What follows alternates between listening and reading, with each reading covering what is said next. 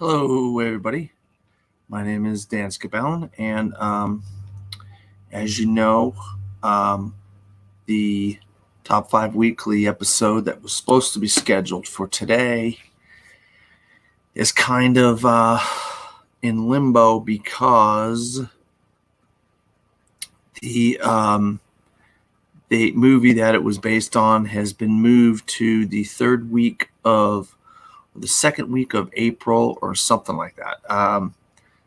So I wanted to do something a little special today, just to kind of basically do something different to make up for the fact that there isn't a normal episode. I figured I would do this live, I guess you would call it, Top 5 Weekly. I sent out some invitations for some people to join me, but it's kind of, it's Saturday afternoon. People have things going on, so I figured I just would do Vin Diesel since Bloodshot came out this week. That movie didn't get canceled, which is good. So I had something to talk about, basically. Vin Diesel has got a myriad of movies, but most of them we kind of have, they're either sequels or they're movies in the Fast and the Furious franchise or whatever. So we kind of don't have a lot to choose from for Vin Diesel. But I think I did 5 with a couple honorable mentions. So I normally don't do this show by myself, but like I said, I sent out some invitations for some people to join me, and needless to say, they weren't able to join me today. It's no big deal. I don't mind. This is I'm kind of going off the cuff here with this. So my number 5 is a film where he plays a character by the name of Chris Varys. And then in the film that he is in is called Boiler Room. And Boiler Room is basically a movie similar to Wolf of Wall Street, except kind of a lesser version of it. It came out before. It came out in the year 2000. It stars Giovanni Ribisi, and it has Ben Affleck in it, as Vin Diesel. It has Khan, James Kahn's son, something Khan. I can't think of the kid's name. Khan. Scott Kahn. Scott Kahn's in it. It also has, it has a good little cast in it. It's not like one of these movies. This has got a bunch of nobodies in it. It actually has a decent cast. The main, one of the other main characters is a guy by the name of Nicky Cat. Nicky Cat is in it. And then Ron Rifkin is Giovanni Ribisi's father. And then it's also got Nia Long in it. It's got Tom Everett Scott in it. It's got Jamie Kennedy in it. So it's got a decent little cast. But Vin Diesel is a character by the name of Chris Varys. He is he's one of these guys that is trying to sell stocks and stuff, and he helps out the Seth Davis character played by Giovanni Ribisi. He's not like cutthroat like some of these guys are, and he kind of takes him under his wing and tries to help him out. And because of that, kind of Seth helps him out in the end. Is like, dude, you need to get the hell out of here. The FBI is coming to get you, and they're coming for everybody, because they basically found out that they were stealing people's money, which is what these types of people did in the 80s. These stockbrokers, they sell this fake stock and steal all these people's money. So it's just how it is. But I mean, this is a different role for Vin Diesel. And so I just figured, I liked the film a lot and I liked him in it. So I figured, what the heck? I'll put Boiler Room on the list at number 5. Number 4 is a film. All right, so there's a couple of these films out there, the Chronicles of Riddick films, but the first one, if everybody knows me, they know I'm kind of I don't get scared of guys with knives and chainsaws and axes and all kinds of stuff like that. That stuff doesn't scare me because I just don't get scared. But the thing that scares me really is like the Aliens franchise, creepy crawly space aliens that suck the life out of you and kill you and stuff, or The Thing. That kind of stuff is it just messes with me. And I'll tell you right now, when I saw Pitch Black, I was freaking scared out of my wits. Vin plays Riddick, Richard. I believe it's Richard Riddick. I could be wrong. I mean, let me see here. I'm just going to go back here and look just to be, I got a little bit of time. So I think it's Richard Riddick. Let me see here. It's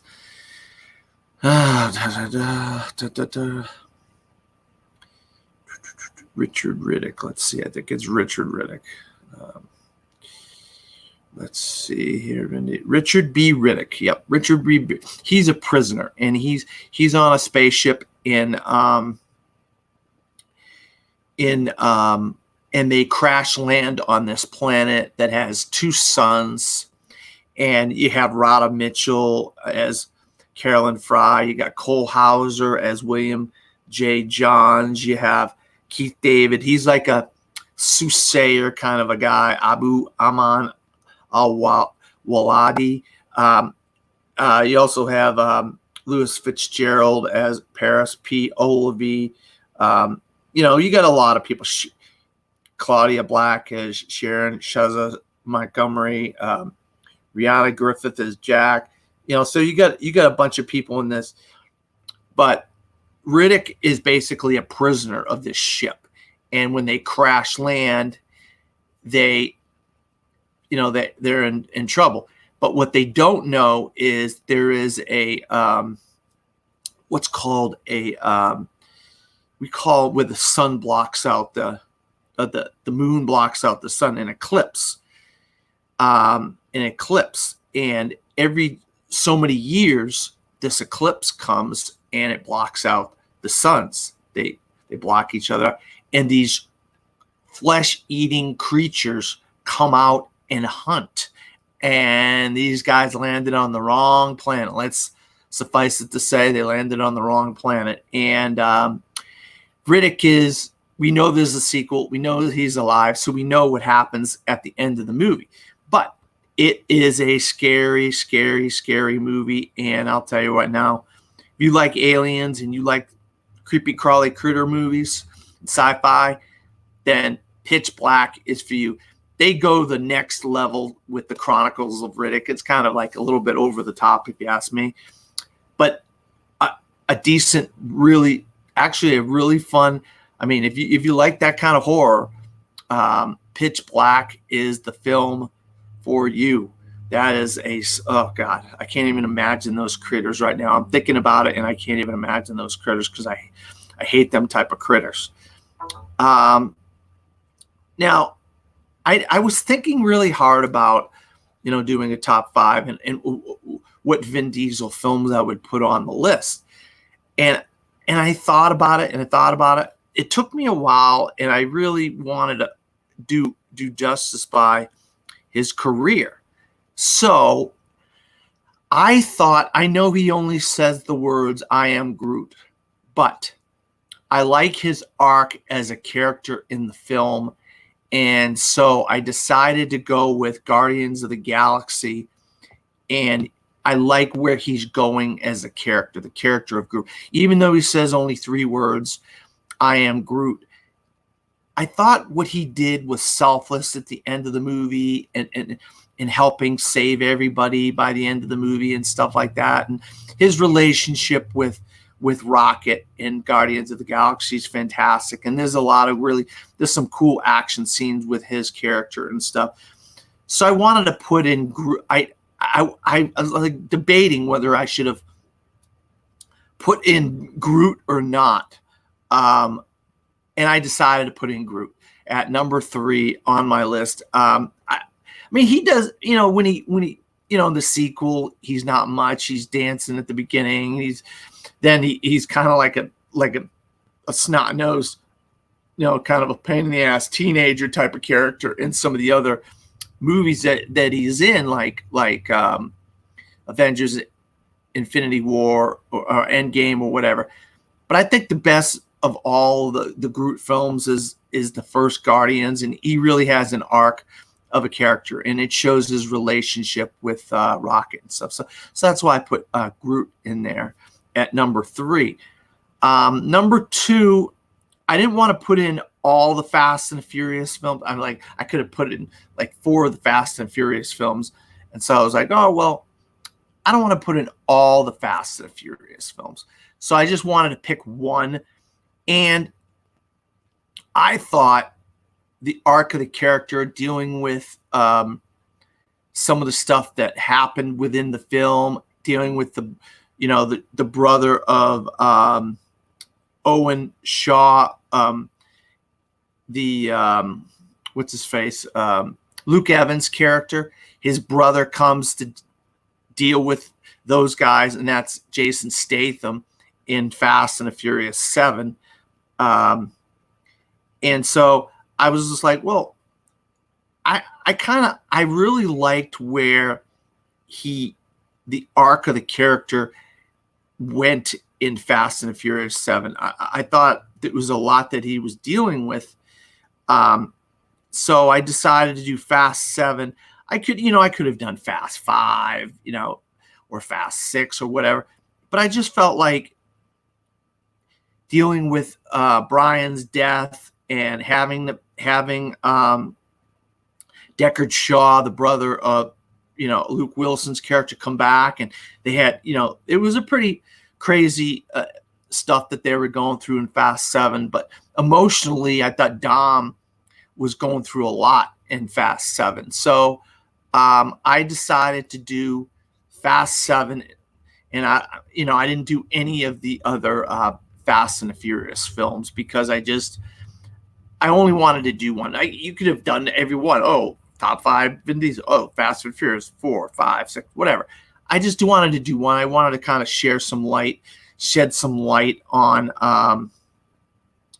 other movies that he was in. And so that's what I decided. I was like, I'm going to only do one Fast and the Furious film. And then that was my number 2. I had Dom from Fast and the Furious 7 on the list. So my number 1 is a film that came out quite a while ago, but it's a film that really it sticks with me as a fan. It's one of my favorite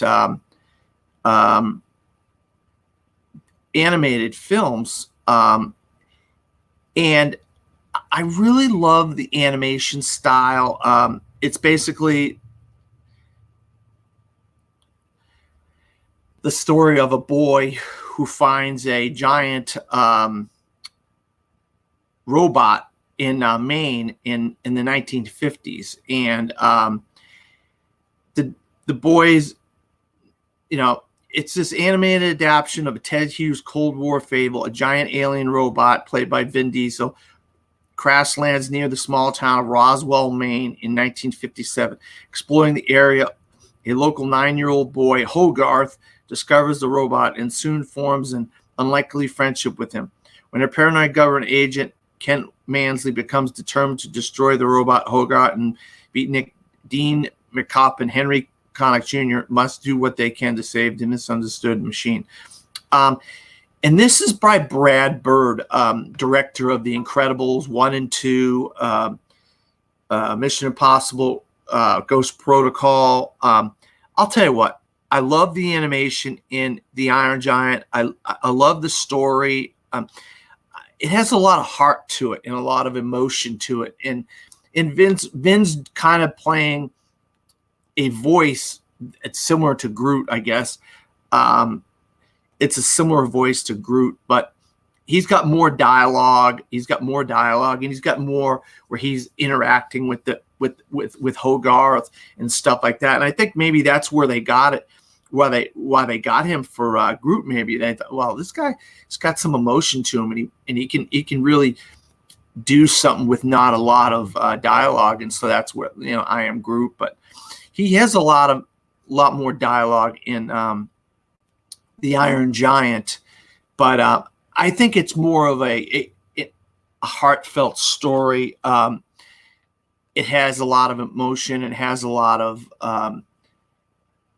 stories that you can really get behind in the 50s and in the Cold War era, because that's an interesting. You don't see movies set in that era, animated films set in that era.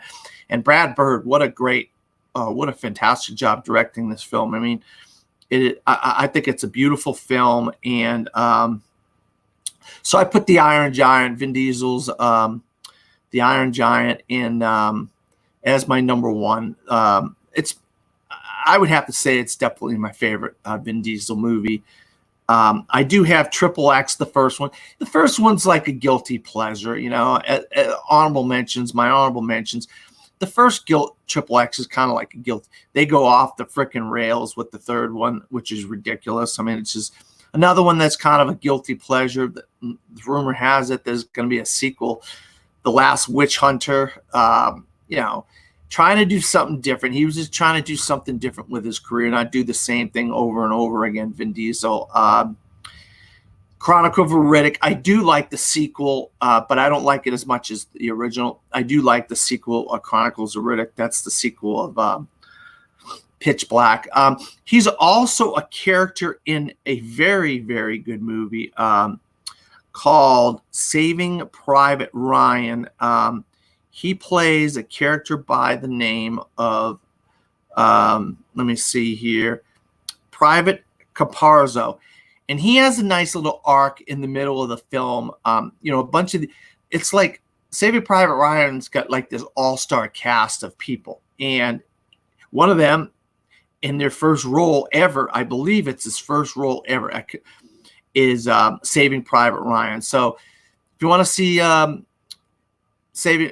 Vin Diesel in Saving Private Ryan, Private Caparzo, he's got the New York accent. He sounds like he's from New York. So it's kind of like he's playing that stereotypical character in the grouping of men in Saving Private Ryan. So that's a great film with him in a little small role as Private Caparzo. But also, I already saw Bloodshot. So Bloodshot is basically an adaptation of the comic book character from Valiant Comics. This guy, he's a military guy. He's on a mission. He basically gets things done. He's like the special ops guy, and him and his team, they go on different special missions. And he eventually gets killed. He doesn't see it coming. He gets killed. And this guy, I can't think of the guy's name right now, played by Guy Pearce, no pun intended, but Guy Pearce, basically, he takes these military people that have been injured, and he saves them, and he gives them like body parts. Like one lost her breathing, and Eliza Gonzalez from Baby Driver. Then there's one guy, he lost his legs. He gave him like these mechanical legs. And this other guy, he gave him some other kind of prosthetics to help his back or something like that. But Vin is the first character. I'm going to just look up his name of his character real quick because I forgot. I only saw the movie 2 days ago, but I already forgot the guy's name. His name is Bloodshot. Bloodshot. Let's see. His name is Ray Garrison. His name is Ray Garrison. So he gets basically brought back to life by Guy Pearce, and he has these like nanites that replace his blood, and so they help him survive. And they come back to life. But then he starts realizing what's going on. There's a bigger picture going on, and he realizes he's kind of invincible, that he can heal. These nanites help heal him. They did bring him back to life. So there's an overall bigger picture. I'll tell you what, there's a lot of action in this film. The story gets kind of redundant towards the middle. It gets slow towards the middle. But I mean, for an action film, you're not really having to worry about thinking about the plot or that kind of stuff too much. I actually thought Bloodshot was a fine movie, and I like the fact that it's something different for Vin Diesel. Special effects are incredible. This visual effects are really, really, really stand out in this film. It's pretty basic plot. I mean, it's not too crazy or anything like that. So that was my basic, my small little review of Bloodshot. And those are my top five Vin Diesel films. There wasn't a whole lot to choose from, but he's got a few good ones in his filmography. If you exclude the Fast and the Furious films, he does have a few. So those are my five. Hopefully we'll bring you back an episode that's already been recorded next week. We'll see what happens. We may be doing this again next week. But if you're interested in joining, just let me know. All right, bye.